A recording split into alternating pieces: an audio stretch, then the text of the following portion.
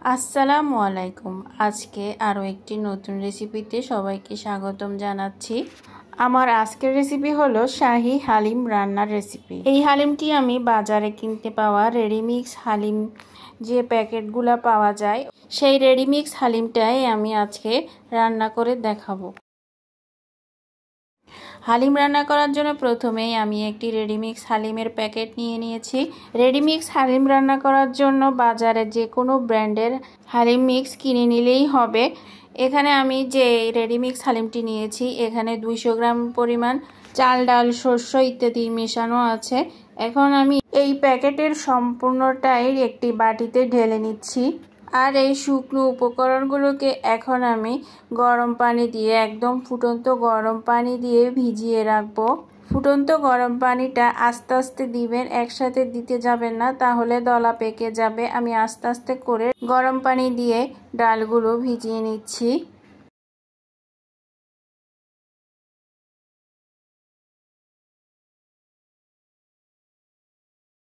গরম পানি দিয়ে ডালগুলো ভিজিয়ে নিয়ে এখন আমি এগুলোকে 1 ঘন্টার জন্য রেস্টে রেখে দিব।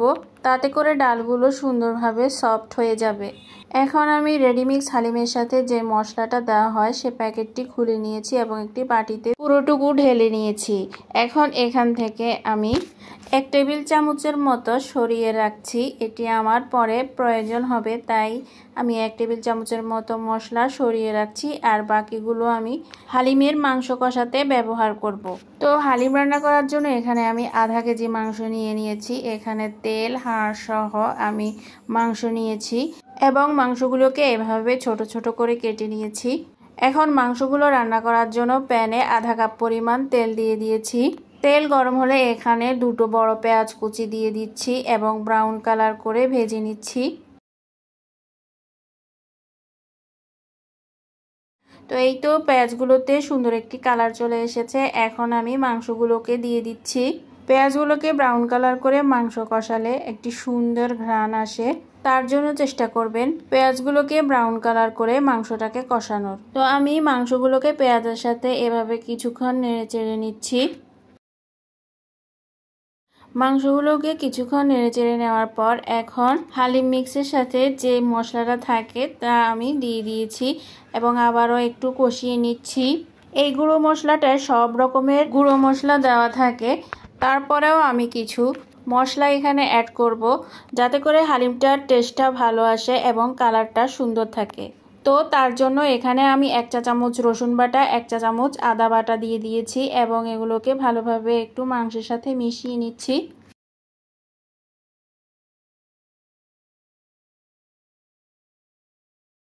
এখন দিয়ে দিচ্ছি 1 চা চামচ হলুদের গুঁড়ো, 1 চা চামচ মরিচের গুঁড়ো আর দিয়ে দিচ্ছি 1 চা চামচ জিরে গুঁড়ো। এখন এই মশলাগুলোকে মাংসের সাথে 5 মিনিটের মতো ভালোভাবে কষিয়ে নিচ্ছি। মাংসগুলোকে যত বেশি আপনি কষাবেন তত বেশি আপনার হালিমের টেস্টটা ভালো আসবে, তাই চেষ্টা করবেন হালিমের মাংসগুলোকে খুব ভালোভাবে কষিয়ে নেওয়ার জন্য। হালিমের মাংসগুলোকে আমি ভালোভাবে কষিয়ে নিয়েছি। এখন এখানে 2 কাপের মতো পানি দিয়ে দিয়েছি, মানে ফুটন্ত গরম পানি দিয়েছি মাংসগুলো সেদ্ধ হওয়ার জন্য। এই 2 কাপ পানিতে কিন্তু মাংস পুরোপুরি সিদ্ধ হবে না, মোটামুটি 70% মতো সেদ্ধ হবে। এখন চুলার আগুন মিডিয়াম টু লো হিটে রেখে ঢাকনা দিয়ে দিচ্ছি আধা ঘন্টার জন্য। এদিকে যে হালিম মিক্সটি আমি ভিজিয়ে রেখেছি গরম পানি দিয়ে তা সুন্দরভাবে ভিজে গিয়েছে বা সফট হয়ে গিয়েছে। এটিকে কিন্তু আমি 1 ঘন্টা যাবত ভিজিয়ে রেখেছি। আধা ঘন্টা পর ঢাকনাটা সরিয়ে নিচ্ছি। এদিক দিয়ে আমার মাংসটা প্রায় 70%-এর মতো সেদ্ধ হয়ে গিয়েছে। এখন আমি যে হালিম মিক্সটি ভিজিয়ে রেখেছি তা দিয়ে দিচ্ছি সম্পূর্ণটাই।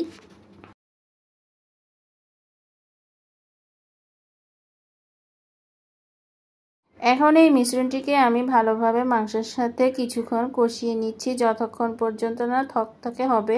ডালটা দেওয়ার কারণে লবণ অ্যাড করতে হবে, কারণ ডালে কোনো লবণ দেওয়া নেই, তাই আমি এখানে স্বাদ মতো লবণ দিয়ে দিচ্ছি। আমি এখানে 2 রকমের লবণ ইউজ করেছি, বিট লবণ এবং সাদা লবণ। যেহেতু হালিম মিক্সের সাথে একটি মশলার প্যাকেট দেওয়া হয়, ওই মশলার মধ্যে লবণ দেওয়া থাকে, তাই মাংসের সাথে আর লবণ দেই নাই। তাই ডালটা দেওয়ার পর স্বাদ মতো লবণটা দিয়ে দিবেন। হালিমটা নাড়তে নাড়তে যখন এভাবে থকথকে হয়ে আসবে তখন এখানে আমি ফুটন্ত গরম পানি 5 কাপের মতো দিয়ে দিয়েছি। এখন ভালোভাবে আমি নেড়ে চেড়ে দিচ্ছি এবং ঢাকনা দিয়ে ঢেকে দিচ্ছি চুলার আগুন একদম লো করে 1.5 ঘন্টার জন্য।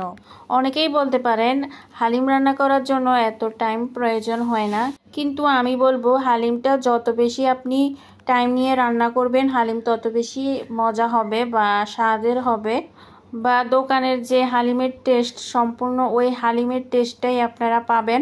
হালিমটি রান্না করার সময় আমি 2-3 বার ঢাকনা সরিয়ে এভাবে নেড়ে চেড়ে দিয়েছি। যদি না নাড়েন তাহলে তলানিতে লেগে যাবে, তাই 2-3 বার এভাবে নেড়ে চেড়ে দিতে হবে। হালিম যদি তলানিতে লেগে যায় তাহলে এর টেস্টটা একদমই বাজে হয়ে যাবে, যা খেতে একদমই ভালো লাগবে না।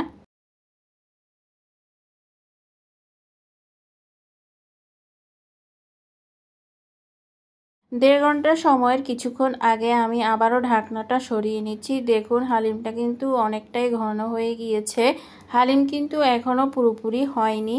আমি এই হালিমে ভাগার দিব না, তাই এখানে কিছু পেঁয়াজ বেরেস্তা দিয়ে দিচ্ছি। এই পর্যায়ে পেঁয়াজের এই বেরেস্তাটা দিলে কিন্তু খুবই সুন্দর একটা ঘ্রাণ আসে, তাই চেষ্টা করবেন এভাবে বেরেস্তাটা দেওয়ার জন্য। আর এখন দিয়ে দিচ্ছি আগে থেকে যে গুঁড়ো মশলাটা সরিয়ে রেখেছি, এখানে 1 টেবিল চামচের মতো আমি সরিয়ে রেখেছি। এখন এগুলোকে দিয়ে ভালোভাবে আমি মিশিয়ে নিচ্ছি। এগুলোকে ভালোভাবে মিশিয়ে নিয়ে এখন আবারও ঢাকনা দিয়ে ঢেকে দিচ্ছি 20 মিনিটের জন্য। তাতে করে হালিমটায় সুন্দর একটি স্মেল আসবে, যা খেতে খুবই ভালো লাগবে। 20 মিনিট পর ঢাকনাটা সরিয়ে নিচ্ছি। দেখুন হালিমটি কিন্তু হয়ে গিয়েছে। এর ঘনত্বটা আমি দেখিয়ে দিচ্ছি। দেখুন এই ঘনত্বে নামিয়ে ফেলতে হবে, কারণ নামানোর পর হালিমটা আরেকটু বেশি ঘন হয়ে যাবে, তাই এই ঘনত্বেই নামিয়ে ফেলতে হবে। দেখুন আমার হালিমটা কিন্তু সুন্দরভাবে হয়ে গিয়েছে, উপরে তেল ভেসে উঠেছে। এখন আমি হালিমগুলোকে সুন্দরভাবে পরিবেশন করে নিচ্ছি। হালিম পরিবেশন করতে যা যা লাগে বা হালিম খেতে যা যা লাগে আমি তা উপর থেকে দিয়ে দিচ্ছি। কিছু আদা কুচি দিয়ে দিচ্ছি, কিছু পেঁয়াজ বেরেস্তা দিয়ে দিচ্ছি, কিছু কুচানো শসা দিয়ে দিচ্ছি, কিছু কাঁচামরিচ কুচানো দিয়ে দিচ্ছি, আর দিয়ে দিচ্ছি কিছু ধনেপাতা কুচি। হালিমটাকে এভাবে সময় নিয়ে রান্না করলে হালিমের আসল টেস্ট পাওয়া যায়, তাই চেষ্টা করবেন হালিমটাকে একটু সময় নিয়ে রান্না করার জন্য।